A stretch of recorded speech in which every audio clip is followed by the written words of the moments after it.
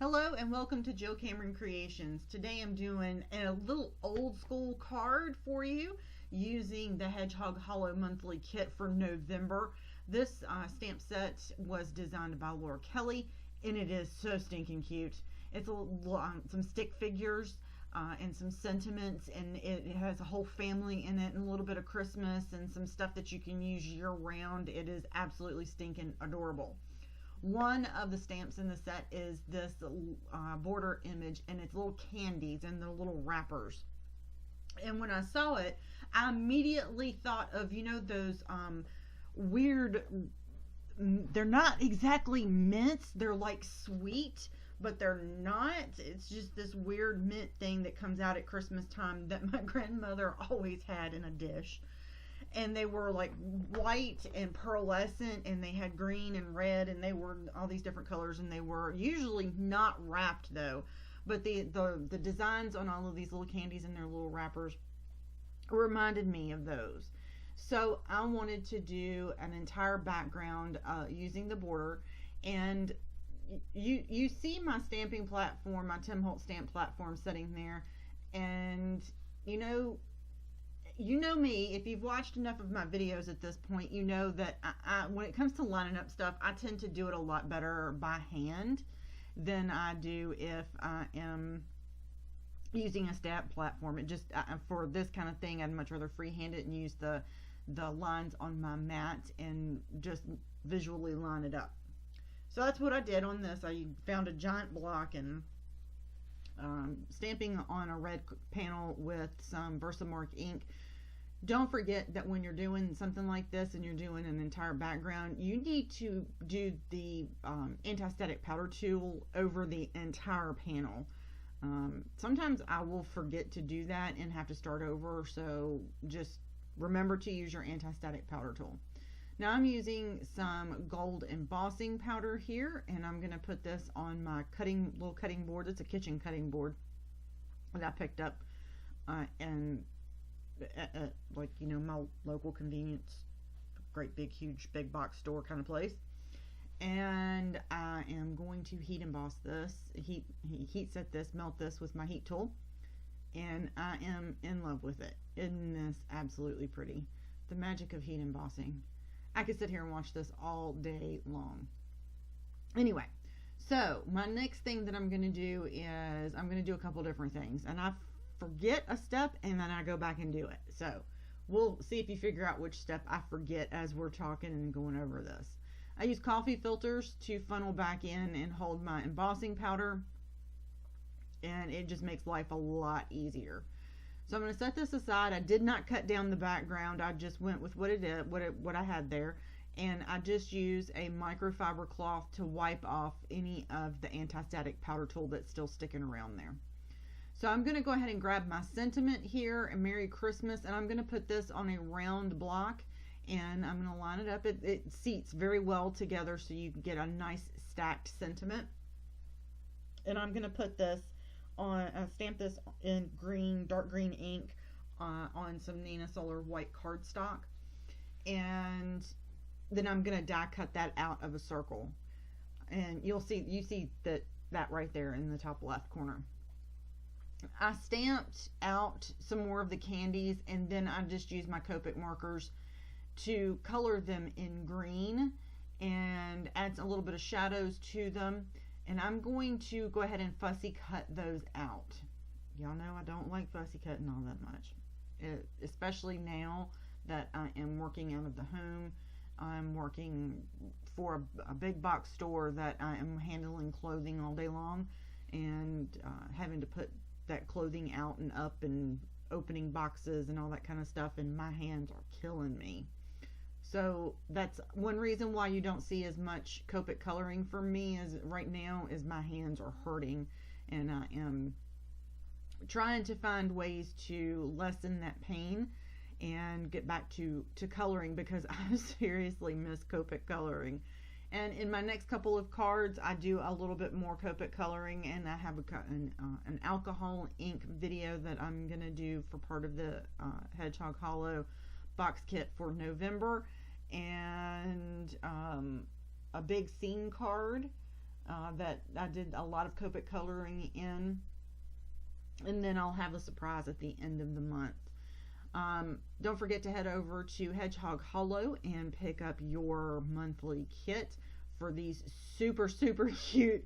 There is a little Santa Claus and Santa hat and a snowman and a package, and then like there's the other set, because one of them is Christmas themed, but then in the other set, which I will show later on in another video, it is like a big family, and Laura included dogs and cats and turtles and all kinds in a house, all kinds of stuff. It is so stinking cute, and I am so excited for this month's kit. It is just so stinking cute.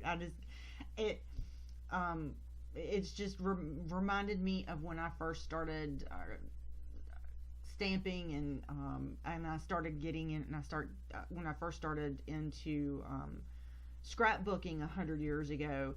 I had a set of stickers that were kind of similar to these in the stick figure family, and they were really cute, and I really enjoyed using those back in the day. And that's why this is a little bit of an old school card. And I'm going to have some fun with some of the colors and the way that I color some things. And I'm going to show you that in the next couple of videos as we're doing that. And I'm just finishing up this fussy cutting here real quick. And the one thing, as you watch somebody fussy cut and you don't really think about, but it kind of comes naturally after you fussy cut for a while, is that you hold the scissors in whatever your dominant hand is, and you're holding those still. I mean, as far as you're not turning the scissors, because that definitely lessens the fatigue on your hand and your wrist. And then your other hand is the one that is turning the object into the scissors. And if you do that, you're gonna have a smoother, better edge there. So keep that in mind. It honestly doesn't take a whole lot of practice to do it. It kind of just comes a little naturally after you've done it for a little bit. And after you're cutting for a little bit, it just kind of comes naturally, and you don't really think about it. And I have to warn you, as before my videos over here, I have rambunctious animals, and if you hear them in the background today, I'm so sorry. They're being, Jessie and the cats are chasing each other around upstairs today, so they sound like little terrors on a race car track today. Anyway, so I stamped my sentiment a few minutes ago, and now I'm going to go ahead and stamp. Die cut 3 more circles, and I'm gonna stack them up. Now, when I adhered them together, I did not put my liquid adhesive, all the way up to the edge of my circle. And the reason for that is I wanted to have some texture at the end of my circle and have it kind of fluff up a little bit. And I'm going to actually do some heat embossing on the edge of my circle, so that it is gold. And it's not going to stand out a huge amount, but it does stand out enough that makes it absolutely gorgeous. So to do that, what I'm going to do is I'm going to roll the edge of my circle here into my Versamark ink pad. I'm just rolling it right through there. You can actually still see the lines of it. And then I'm going to pour a little bit of that gold embossing powder in there, and I'm just going to turn it. The one thing that I would say that you probably should do that I didn't when I did this is put some anti-static powder tool on the back. Just saying, because it got all over my fingers, but that's okay. So now I am taking my heat tool and I am melting that embossing powder in there. And what it actually will do is it will separate those layers a little bit and give you a little bit more dimension on the front of your card. And I had a little bit of a place that didn't get that I didn't heat, and I knocked all the embossing powder off of it. So I'm just going to go back and redo that. And you can actually add more embossing powder and build it up on the edge if you wanted to, and make it thicker and thicker and thicker. Just make sure that you don't put loose embossing powder on your Versamark ink pad, because you won't get it back out. So I'm going to wipe off the excess embossing powder that was over my on my mat there. And now I'm going to go ahead and put down my, I'm just kind of figuring out placement. Like I've said before, I really do like to show you my thought processes and that kind of thing behind creating a card, because as card makers, when you see our videos on YouTube or Facebook or Instagram or something, you think we've got it all figured out, and I promise you we don't. I sit down and figure out cards as I go through it all the time and change stuff, and even after I take pictures of cards, sometimes I realize that it needs a little something else, and I'll go back and add to it. And that was the case on this card. So when I fussy cut my stuff out, I don't know if you noticed it or not, I did not go back and color in the edges of my little candies that I colored. And in order for them to look finished, you really should make the edges of your fussy cuts black. And they kind of, in that way that they kind of, that white edge completely disappears. And usually what I do is I put it down on a piece of paper and just trace the edge of it. But I did not do that this time. I actually kept them in my hand, and I just went along the edge of it with a really old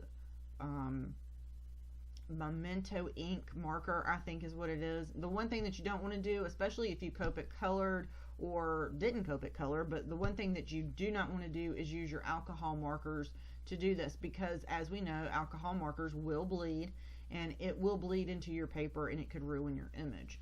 So you don't want to do that. You don't want to do this edging with an alcohol marker. Do this with a water-based marker or a pigment marker. And this is a pigment marker, and I've used this for years and years and years and years and years, and oh yeah, years. It won't dry up, so I'm just going to continue to use it until it does, and then I don't know what kind of marker I'm going to use. I'll find something else. But it changes when you blacken the edges of your fussy cut images. It definitely changes the look and the feel completely of those images and makes them look more finished. So don't forget to do that like I almost did. Now, to finish my candies off, I am going to add Wink of Stella really thick on all of them. I actually did use Wink of Stella this time, and because it is more of that champagne color, whereas the Nuvo glitter gloss is more silver than the champagne color, and I thought that the champagne would go a lot better with the gold in the background and the gold on the ornament on the sentiment circle. I did not want to do gold because a lot of times that gold will cover up anything that's on the that is right there on the background, so I didn't want to do that. So I set those aside after I added some glossy accents to the centers of them. I did not put it on the paper ends. I put it just on the center of the candies, so they actually look like they were little candies popped up, and I added those to the 3 of them to the sides of my circle. After the video, I went back and I added green dashed lines all the way around the edge of my card front and on the, not the card front, the circle there, and it added something to it. It is in the pictures, so you can see that. I hope you have enjoyed today's video. Don't forget to head over to Hedgehog Hollow and pick up your monthly kit, as well as my blog, Jill Cameron Creations, to check out more Christmas card ideas. Thank you for joining me today. Don't forget to hit subscribe. Have a great one.